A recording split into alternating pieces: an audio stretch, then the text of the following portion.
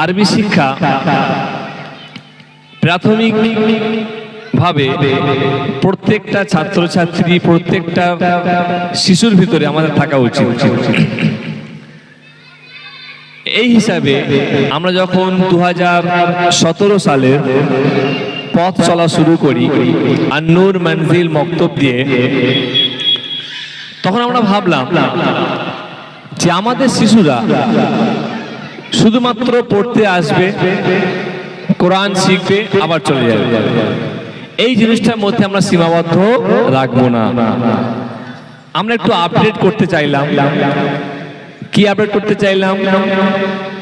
আমাদের সন্তানেরা, আমাদের ছাত্রছাত্রীরা আরবি শিক্ষার পাশাপাশি বিভিন্ন দিনই পরিবেশ, বিভিন্ন দিনই শিক্ষা শিখুক। আরবি শিক্ষা, কোরআন, প্রথম হলো কোরআন সঠিকভাবে সহিভাবে তেলাওয়াত করা। দ্বিতীয়, কোরআনের পরে সর্বোচ্চ রাসূলুল্লাহ সাল্লাল্লাহু আলাইহি ওয়াসাল্লামের হাদিস শেখা এবং জানা এবং এই হাদিস অনুযায়ী আমল করা। তৃতীয় হলো যে সমস্ত বাচ্চাদেরকে আমরা শেখাচ্ছি সেইগুলো প্র্যাকটিক্যালে তারা প্রয়োগ করা, তারা করছে কিনা এগুলোকে আমরা লক্ষ্য রাখা। এই তিনটে জিনিসের প্রতি আমরা জোর দিয়ে থাকি। এই জন্য বাচ্চাদের নামাজের অভ্যাসের জন্য আমরা নামাজের চার্ট দিয়ে থাকি যে বাবা তোমরা নামাজ পড়বে, নামাজ পড়ে দাগ দেবে, আমরা দাগটা চেক করব। একটা দোয়া শেখালাম, সেই দোয়াটা তারা যেন প্র্যাকটিক্যালি প্র্যাকটিস করে, বাথরুমে কেমন ভাবে প্রবেশ করতে হয়, কেমন ভাবে বার হতে হয়, এই জিনিসটা আমরা দেখিয়ে দিই। তারপর বিভিন্ন অ্যাক্টিভিটি, বাৎসরিক খেলা, মানে উপরে ক্যারাটে প্র্যাকটিস করানো, আমাদের সন্তানেরা ক্যারাটেও প্র্যাকটিস করার উপরে। তো বিভিন্ন রকম অ্যাক্টিভিটি এই সমস্ত সন্তানদের ভিতরে দেওয়া হয়। মূল যে বিষয়টা হলো সেটা হলো ওরা হচ্ছে এখন কাদা, ওদেরকে যেমন ভাবে তৈরি করবো ঠিক তেমন তৈরি হবে। সেই জন্য এই ছোট্ট বয়সে যদি ওদের ভিতরে মেমোরিতে যদি অ্যারাবিক লাইনটাকে, অ্যারাবিক ল্যাঙ্গুয়েজটা, অ্যারাবিক কালচারটা, আমাদের ইসলামিক যে কালচারটা ঢুকিয়ে দেওয়া হয়, এরা পরবর্তীতে বিগড়ে গেলেও একটা সময় এই ছোট্ট বেলায়, ছোট্ট বয়সে যে চিপটা লোড করে দেওয়া হয়েছিল সেই সময় ফুটে উঠবে, আবার তারা ফিরে আসবে। সেই জন্য আমাদের সন্তানেরা যারা পড়তে আসছে মক্তবে, আপনারা গার্জেনরা লক্ষ্য রাখবেন যে আমরা যেগুলো শেখাচ্ছি, যেগুলো প্র্যাকটিস করাচ্ছি, ওইগুলো মক্তবের সঙ্গে সাথে সাথে তারা যেন বাড়িতেও প্র্যাকটিস করে। এটা লক্ষ্য রাখবেন আর আমাদের জন্য দোয়া করবেন। আমাদের পরবর্তী প্ল্যানিং আরো অনেক উচ্চ আছে।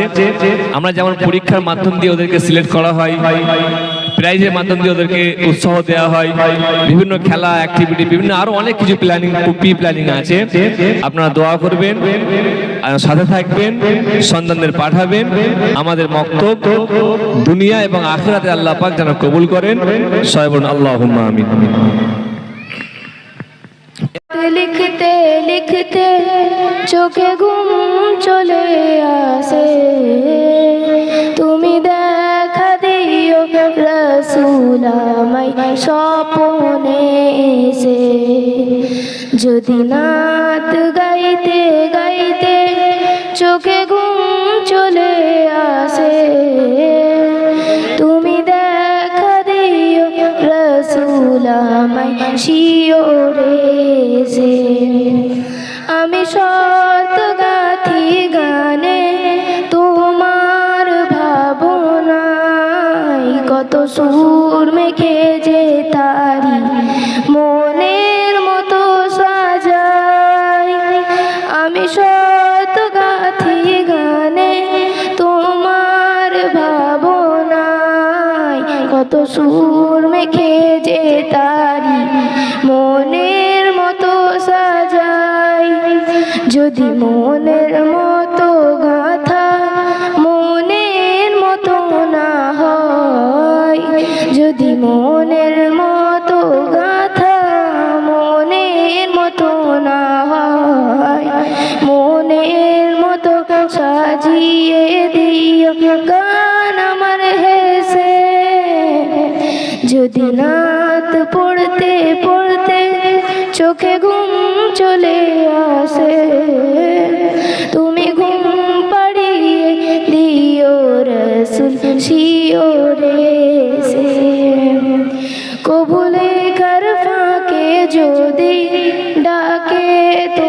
হৃদয়, তুমি নূর মদিনা ছাড়ি আসবে কি গো নিশ্চয়।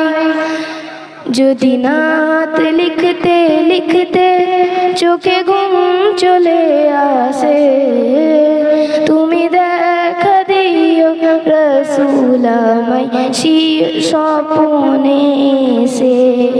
আসসালামু আলাইকুম ওয়া রাহমাতুল্লাহি ওয়া বারাকাতুহু। মুহাম্মদ নবীর পিয়ারা, আমিনার নয়নের তারা। মুহাম্মদ নবীর পিয়ারা, আরশে নাম লেখা মধুমাখা, আরশে নাম লেখা মধুমাখা। তুমি মোর কামলিওয়ালা, আমিনার নয়নের তারা। মুহাম্মদ নবীর পিয়ারা, আসলে তুমি মরুভূমি করতে দিনের প্রচার। বিজলির মতো আলো তুমি ছড়ালে কিরণ তোমার। আসলে তুমি মরুভূমি করতে দিনের প্রচার। বিজলির মতো আলো তুমি ছড়ালে কিরণ তোমার। আসলে তুমি মরুভূমি করতে দিনের প্রচার।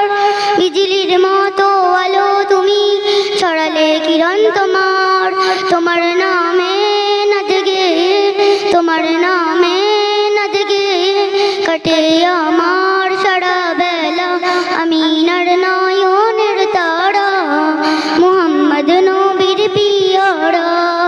আমিনার নয়নের তারা, মুহাম্মদ নবীর পিয়ারা। আকাশ তলে মেঘের ছায়া যেমনি ভেসে বেড়ায়, তেমনি করে নূরে নবী থাকে মনের কাবায়। আকাশ তলে মেঘের ছায়া যেমনি ভেসে বেড়ায়, তেমনি করে নূরে নবী থাকে মনের কাবায়। তোমার নামে সঙ্গে, তোমার নামে সঙ্গে কাটে আমার সারা বেলা। আমিনার নয়নের তারা, মুহাম্মদ নবীর পিয়ারা। আমিনার নয়নের তারা, মুহাম্মদ নবীর পিয়ারা। আরশ পাকের মেহমান তুমি, তুমি নবী সাল্লে আলা। জিবরিল আমিন এসে তোমায় ডাকছে নূর নালা। আরশ পাকের মেহমান তুমি, তুমি নবী সাল্লে আলা। জিবরিল আমিন এসে তোমায় ডাকছে নূর নালা। মইদিন তোমার নাথ লিখে, মইদিন তোমার নাথ লিখে জীবন করে উজালা। আমিনার নয়নের তারা, মুহাম্মদ নবীর পিয়ারা। আমিনার নয়নের তারা, মুহাম্মদ নবীর পিয়ারা।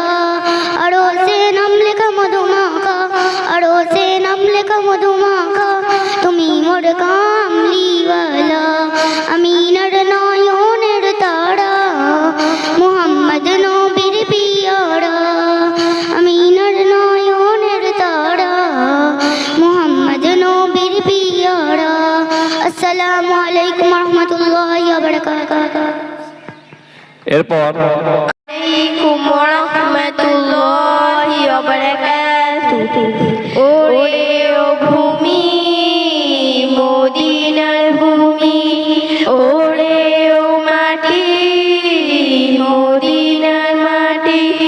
দুই দিকে দুই সাথী হায়, বিছানে আমার নবী জিন্দা শুয়ে রয়।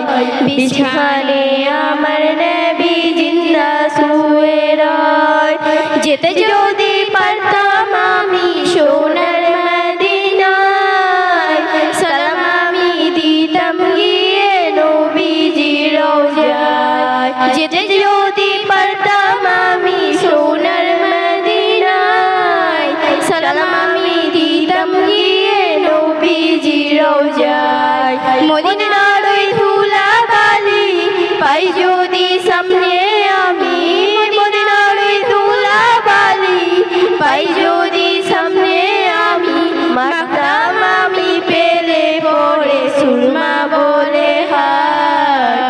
বিছানে আমার নবী জিন্দা শুয়ে রয়, বিছানে আমার নবী জিন্দা শুয়ে রয়। ওরে ও ভূমি মদিনার ভূমি, ওরে ও মাটি মদিনার মাটি, দুই দিকে দুই সাথী হায়।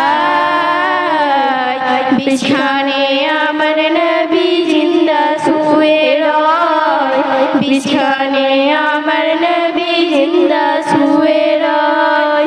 কিয়ামতের দিনে নবী করবেন যে রওনা জারি, কিয়ামতের দিনে নবী করবেন যে রওনা জারি। আল্লাহর দরবারে নবী পড়ে সেজদায়, বিছানে আমার নবী জিন্দা শুয়ে রয়, বিছানে আমার নবী জিন্দা শুয়ে রয়। আসসালামু আলাইকুম ওয়া রাহমাতুল্লাহি ওয়া বারাকাতুহু। ভ্রাতৃত্ব রক্ষা করে, নামাজ ইবাদতে আরো আল্লাহকে কাছে নিয়ে আসা হয় এবং নামাজ আমাদের মনে শান্তি বয়ে আনে। বিশেষ বার্তা দিল। এখন গজল পাঠ করবে। আসসালামু আলাইকুম বান্ধবী, আজ আমরা আলোচনা করব ইসলামের পঞ্চম স্তম্ভ হজ নিয়ে। ওয়ালাইকুম আসসালাম। হজ মানে কি জানা? হজ মানে নির্দিষ্ট সময়ে কাবা শরীফে গিয়ে নির্দিষ্ট কিছু কাজ করা। এটা ইসলামের একটি গুরুত্বপূর্ণ ফরজ ইবাদত। কিন্তু সবাই কি হজ করতে পারে? না মান্তুসা, হজ কেবল তাদের জন্য ফরজ যারা শারীরিক ও আর্থিকভাবে সক্ষম। ছোট বাচ্চাদের জন্য হজ ফরজ নয়, তবে করলে নেকি পাওয়া যায়। হজ কখন করা হয়? হজ করা হয় জিলহজ মাসে 8 থেকে 13 তারিখ পর্যন্ত। এই সময় মুসলমানরা মক্কায় গিয়ে আরাফাতে দাঁড়িয়ে মিনায় মুজদালিফায় নির্দিষ্ট নিয়মে ইবাদত করেন। হজে আর কি কি করতে হয়? অনেক কিছু করতে হয়, যেমন ইহরাম পরা, তাওয়াফ করা, সাইদ করা, আরাফাতে দাঁড়ানো, কুরবানি করা, এগুলোই হজের গুরুত্বপূর্ণ অংশ। আল্লাহ আমাদের সবাইকে হজ করার তৌফিক দিন এবং যারা হজ করছেন তাদের হজ কবুল করুন, আমিন।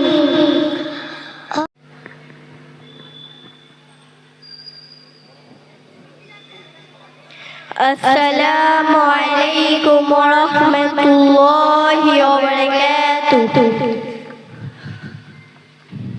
কি বল, তুমি জানো রোজা কি?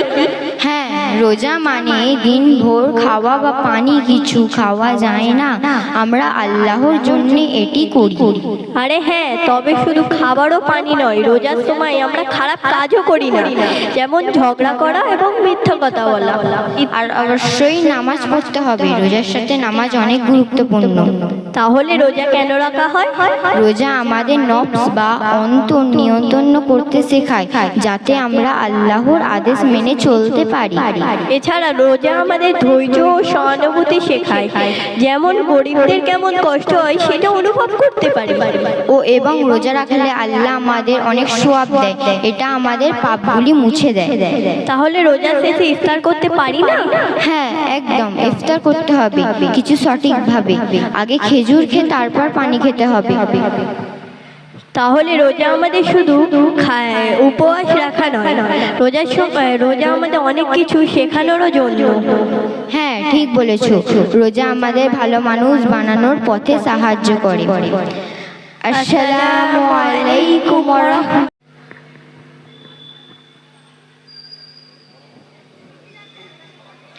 আসসালামু আলাইকুম ওয়া রাহমাতুল্লাহি ওয়া বারাকাতুহু।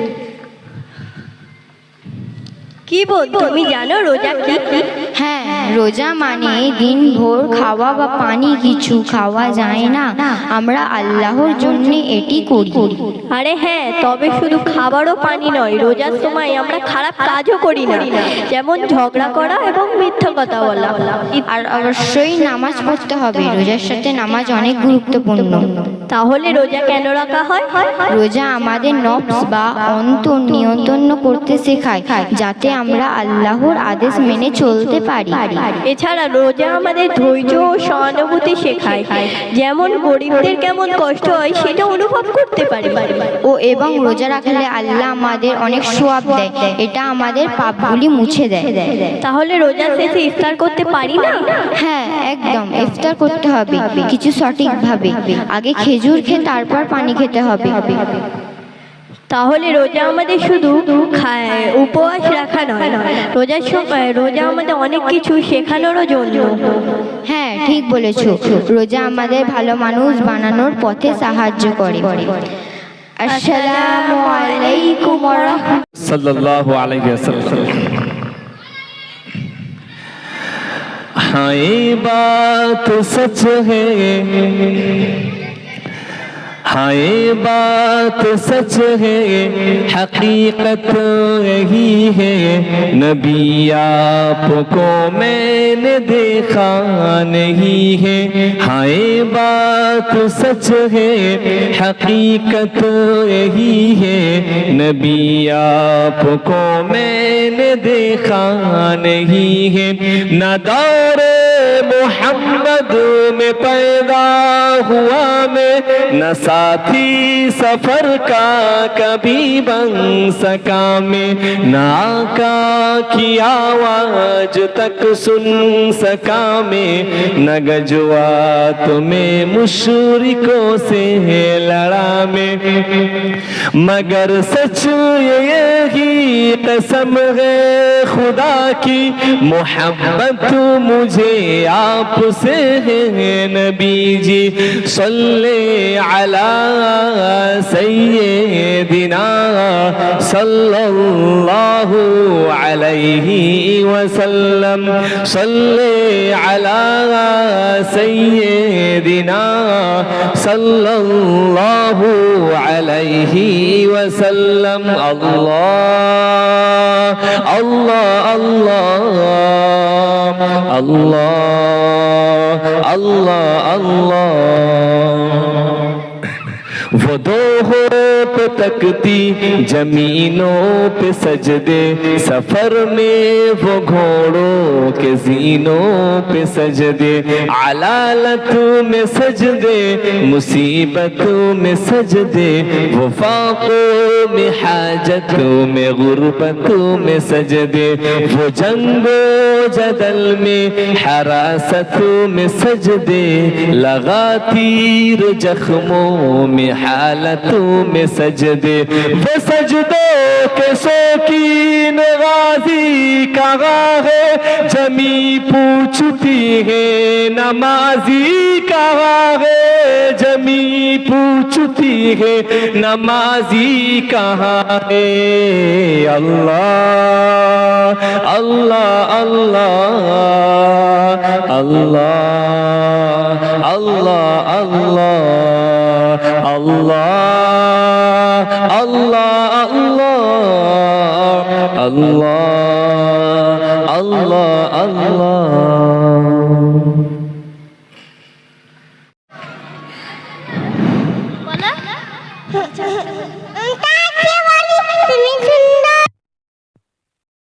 আসসালামু আলাইকুম ওয়া রাহমাতুল্লাহি ওয়া বারাকাতুহু।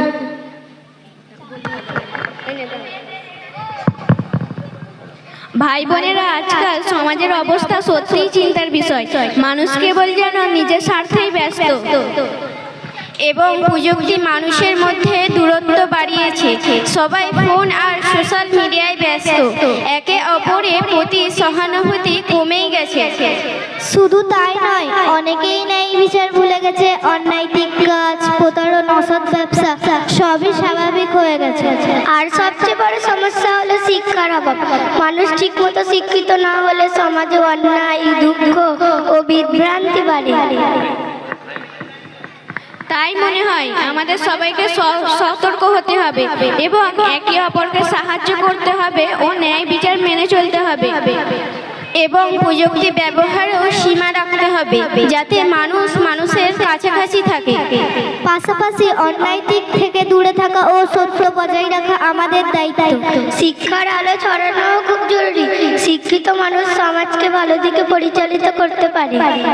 তাহলে আমরা সবাই একমত, এবার থেকে সমাজের খারাপ দিকগুলি মোকাবিলা করতে শিক্ষা ও সততা ও মানবিকতা জরুরি। আসসালামু আলাইকুম ওয়া রাহমাতুল্লাহি ওয়া বারাকাতুহু।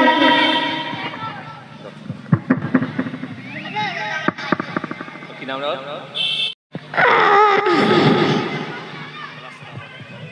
আসসালামু আলাইকুম ওয়া রাহমাতুল্লাহি ওয়া বারাকাতুহু। আউযু বিল্লাহি মিনাশ শাইতানির রাজিম। বিসমিল্লাহির রহমানির রহিম। আলহামদুলিল্লাহি রাব্বিল আলামিন। আর রহমানির রহিম। মালিকি ইয়াউমিদ্দিন। ইয়াকা না'বুদু ওয়া ইয়াকা নাস্তাঈন। ইহদিনাস সিরাতাল মুস্তাকিম। সিরাতাল লাযিনা আন'আমতা আলাইহিম গায়রিল মাগদুবি আলাইহিম ওয়ালাদ-দাল্লিন। আমিন।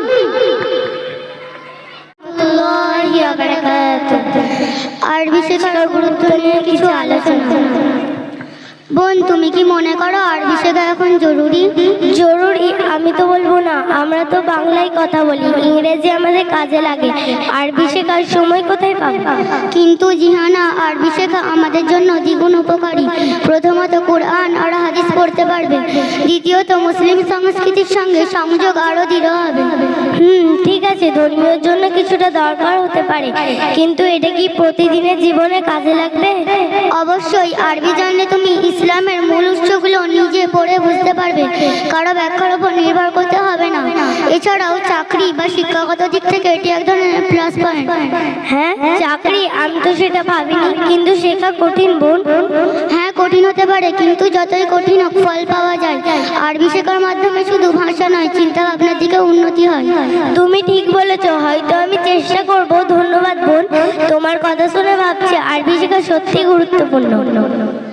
আসসালামু আলাইকুম ওয়া রাহমাতুল্লাহি ওয়া বারাকাতুহু।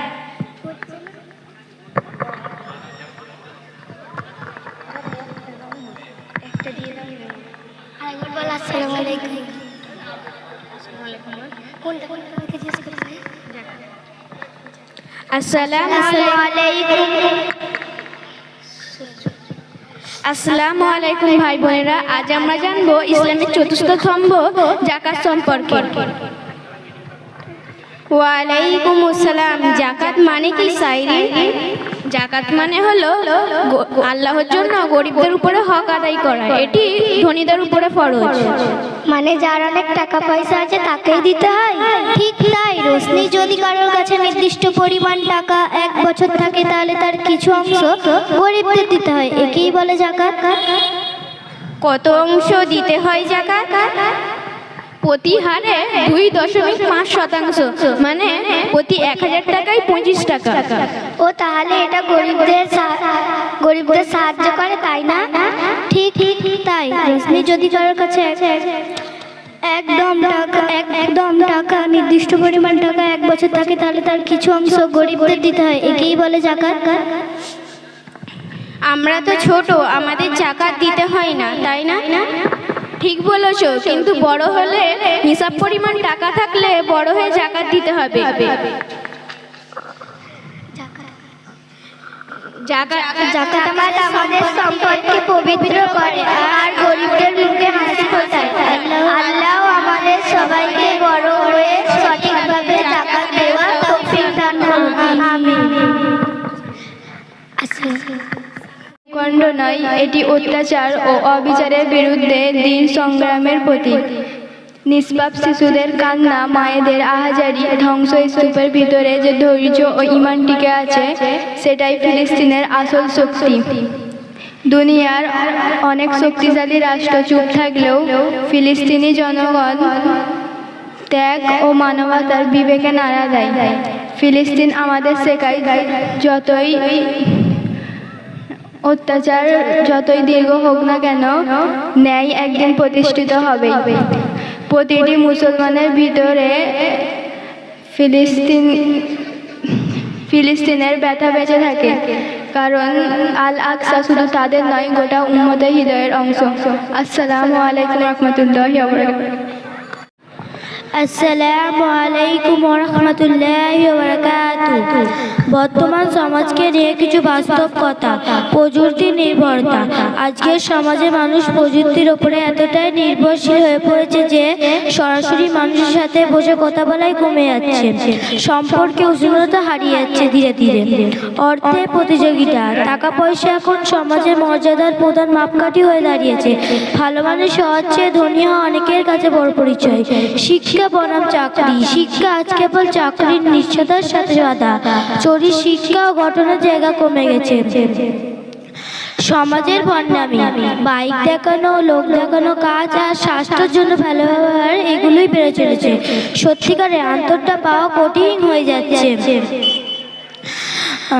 ধর্ম ও নৈতিকা। অনেকেই ধর্মকে কেবল নামমাত্র বলে মানে, কিন্তু বাস্তবে প্রয়োগ করে না। ফলে অপরাধ, অন্যায়, অবিচার বাড়ছে।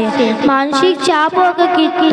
প্রযুক্তি ও প্রতিযোগিতার যুগে অনেকেই মানুষ একা হয়ে আছে, মনে মনে ভুগছে, কিন্তু বাইরে থেকে হাসি মুখে দেখা যায়। সংক্ষেপে বলা যায়, বর্তমান সমাজে উন্নত যেমন তেমনই মূল্যবোধ, মানবিকতার জায়গা অনেকটা ফিকে হয়েছে। আসসালামু আলাইকুম ওয়া রাহমাতুল্লাহ। প্রেমে জাগো তাসবিহাতে, ঘুম যদি না আসে গভীর রাতে। প্রভুর প্রেমে জাগো তাসবিহাতে, পশু পাখি গাছ গাছালি তোমার নামে জেগে করে মিতালি। পশু পাখি গাছ গাছালি তোমার নামে জেগে করে মিতালি। মানুষ হয়ে তোমরা কেন, মানুষ হয়ে তোমরা কেন গভীর ঘুমে আছো মেতে। ঘুম যদি না আসে গভীর রাতে, প্রভুর প্রেমে জাগো তাসবিহাতে। ঘুম যদি না আসে গভীর রাতে, প্রভুর প্রেমে জাগো তাসবিহাতে। আকাশ বাতাস গ্রহ তারা, পাহাড় নদী ঝর্ণা ধারা। আকাশ বাতাস গ্রহ তারা, পাহাড় নদী ঝর্ণা ধারা। পাখিদের কলতানে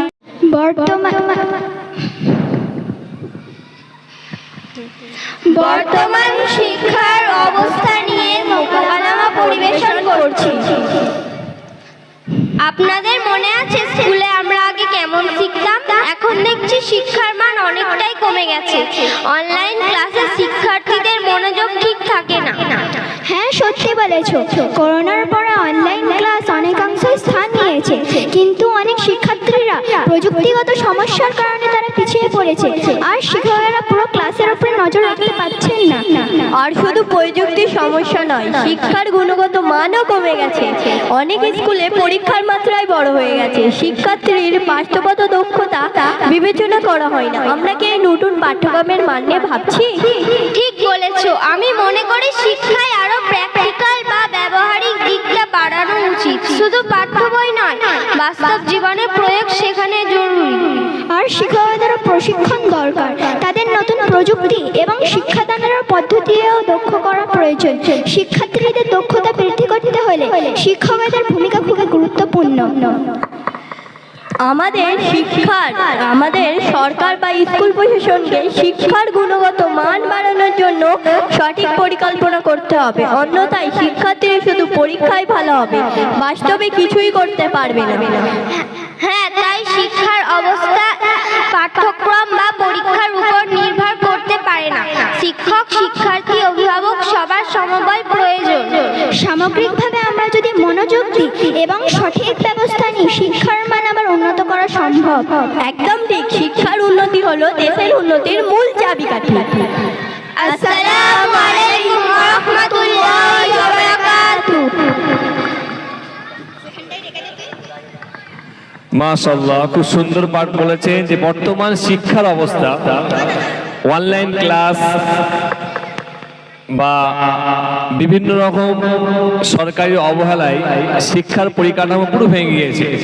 সেই বর্তমান শিক্ষার যে খারাপ দিকগুলো, যে কেমন করলে কেমন কি হয়, সে সমস্ত জিনিস নিয়ে আলোচনা করলো। এখন মান্তুসা এবং জিহানা মোকালামা পরিবেশন করবে আরবি শিক্ষার গুরুত্ব নিয়ে। আরবি শিক্ষার গুরুত্ব নিয়ে মান্তুসা এবং জিহানা মোকালামা পরিবেশন করবে। তারপর মোকালামা পরিবেশন করবে আয়েশা এবং তানিয়া, রোজা নিয়ে। আয়েশা, তানিয়া। চোখেরই জল ঝরে পড়ে, আমার বুক ভেঙে যায় বেদনায়। বিপদ আপদ মুসিবতে দুদিনেরই গলতি পথে পাই না খুঁজে বন্ধু আমার, আল্লাহ পাই শুধু তোমায়। হাসবি রব্বি জাল্লাল্লাহ মা ফি কলবি গায়রুল্লাহ, লা ইলাহা ইল্লাল্লাহ মুহাম্মদ রাসূলুল্লাহ।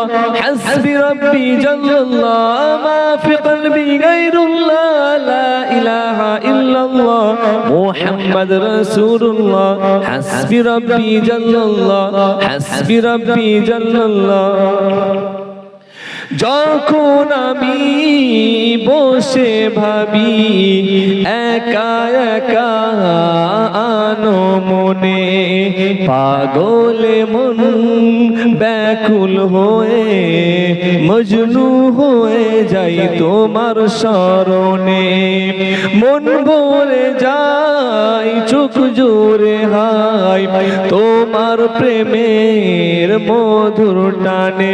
আল্লাহ আল্লাহ তুমি তো শুধুই আমার, একা একা আছি বসে দুদিনেরই চলতি পথে পাই না খুঁজে বন্ধু আমার, আল্লাহ পাই শুধু তোমায়। হাসবি রব্বি জাল্লাল্লাহ মা ফি কলবি গায়রুল্লাহ, লা ইলাহা ইল্লাল্লাহ মুহাম্মদ রাসূলুল্লাহ।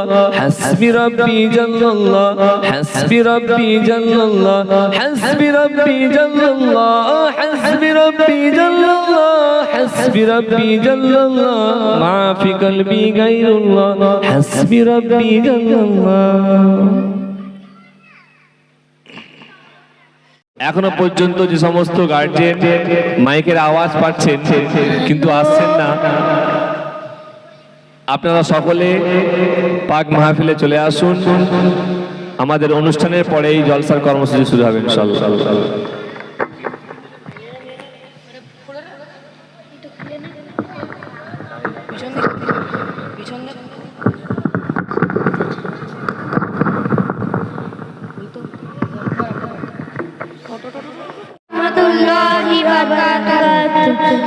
নামাজের গুরুত্বপূর্ণ। রশিদুল, আজ নামাজ পড়তে যাচ্ছ না? আসছো জুম্মার নামাজ। ভাবছিলাম একটু পরে যাব, কিন্তু বলো তো নামাজ এত গুরুত্বপূর্ণ কেন? আরে ভাই, নামাজ তো মুসলমানদের জন্য সবচেয়ে বড় ইবাদত। আল্লাহ তাআলা বলেছেন যে ব্যক্তি 5 ওয়াক্ত নামাজ পড়ে তার আল্লাহ তাআলা রিজিক বাড়ে এবং তার দুঃখ দূর করেন। ঠিক বলেছে ইরফান। নামাজ আমাদের চরিত্র সুন্দর করে এবং মন পরিষ্কার রাখে। আর আল্লাহ নামাজ না পড়লে আল্লাহ তাআলার আদেশ অমান্য করি। হ্যাঁ, আমি শুনেছি রাসূল সাল্লাল্লাহু আলাইহি ওয়াসাল্লাম বলেছেন নামাজ হলো জান্নাতের চাবি, তাই না? একদম ঠিক। আল্লাহ তাআলা তাকে ভালোবাসেন যে ব্যক্তি 5 ওয়াক্ত নামাজ পড়ে। তাই চলো আজ থেকে আমরা 3 জন সময় মতন নামাজ পড়বো ইনশাআল্লাহ। الشيطان الرجيم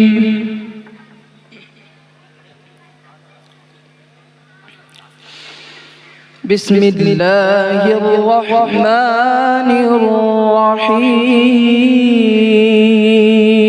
الرحيم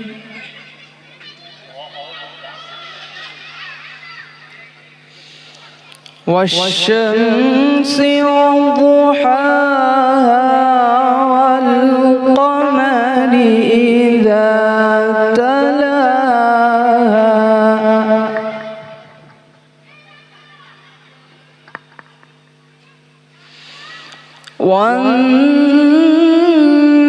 والنهار إذا جلاها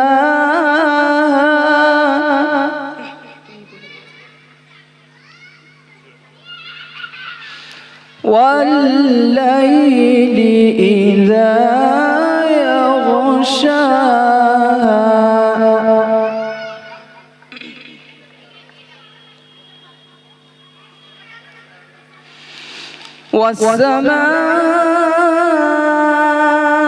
والسماء وما بناها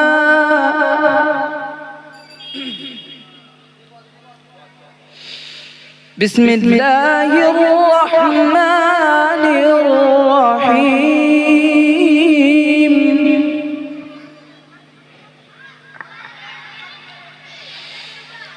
والشمس وضحاها والقمر إذا تلاها والنهار إذا جلاها والليل إذا يغشاها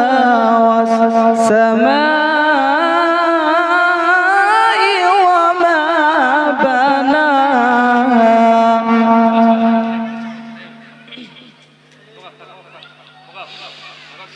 بسم الله الرحمن الرحيم والشمس وضحاها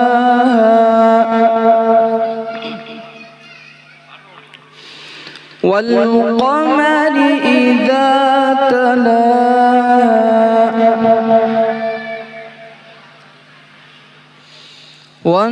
والنهار إذا جلاها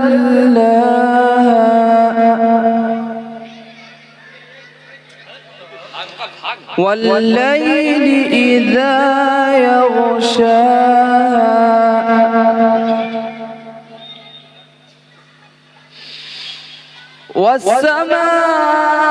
والسماء وما بناها والأرض وما طحاها ونفس وما سواها فألهمها فجورها وتقواها আল্লাহু আকবার, নারে তাকবীর, নারে তাকবীর, মাশাআল্লাহ, নারে তাকবীর। খুব সুন্দর সুন্দর। والأرض وما طحاها ونفس وما سواها فألهمها فجورها وتقواها আল্লাহু আকবার, লিল্লাহি তাকবীর, লিল্লাহি তাকবীর, নারে তাকবীর। قد أفلح من زكاها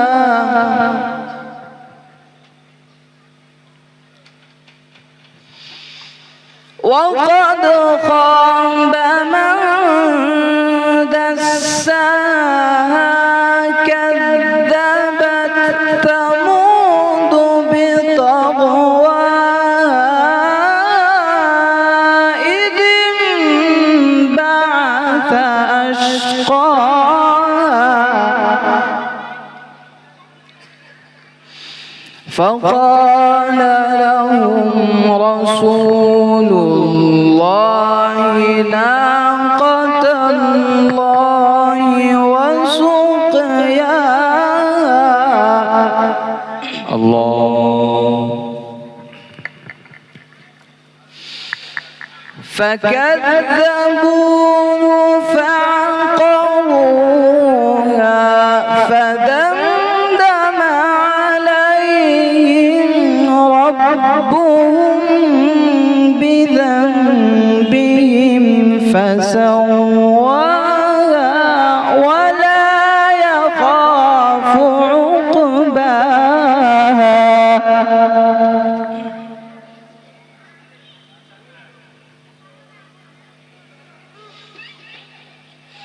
بسم الله الرحمن الرحيم إنا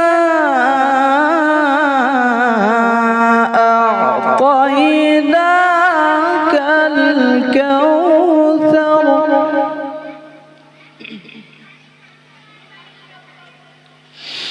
فصل لربك وانحر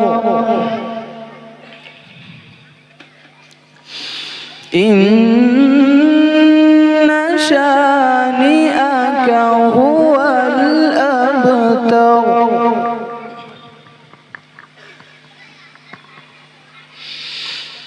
بسم الله الرحمن الرحيم إنا أعطيناك الكوثر فصل لربك وانحر إن شانئك هو الأبتر إنا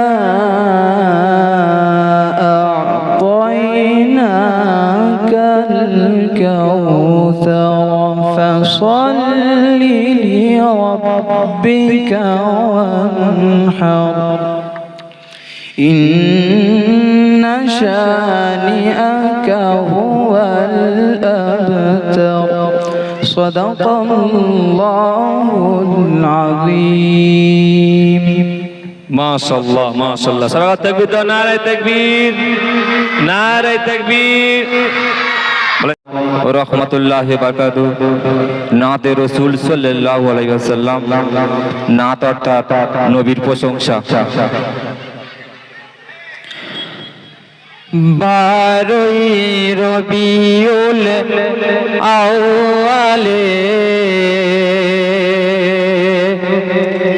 সুবহে সাদিকের সময়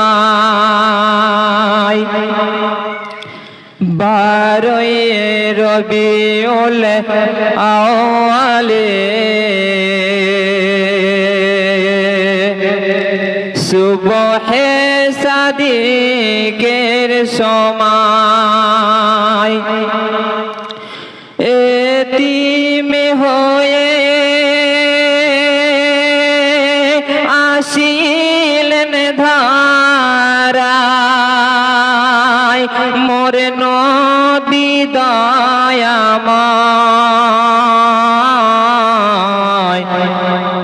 জন্ম নিয়ে কাঁদিলেন তিনি উম্মতের মায়ায় জন্ম নিয়ে কাঁদিলেন তিনি উম্মতের মায়ায় খুশিতে গগন ভুবন দেখে নূরের চেহারা হুরবারা ঘিরে সবাই দেয় গো পাহারা এত রূপ জ্যোতি মুক্তামতি এত রূপ